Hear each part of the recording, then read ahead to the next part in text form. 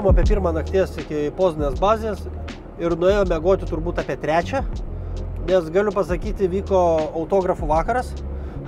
Susirinko kokie 6-8 vairuotojai, atėjo mechanikai, stovėjom prie vilkiko, kalbėjomės, pasakojom, kaip keliavom, fotografavomės ir panašiai. Ir užtrukom kažkur apie 2 valandas.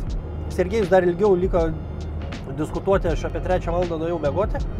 3 valandą nuėjęs miegoti, kėliausi apie pusę 7, pasisveikinau su vairuotojais, pasisveikinau su personalu, pakalbėjom irgi truputį kolegom papasakojau, kaip mums sekasi ir nuėjau dirbti. Ir principė darbo dieną baigiau tik tai apie 7 valandą vakarą, paėmėm iš vairuotojų interviu. Dar kas, praėjau test drive'ą.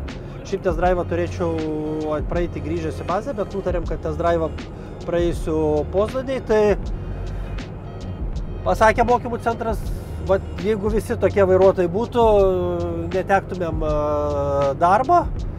Ne 5 išlaikiau, bet stipriam 4.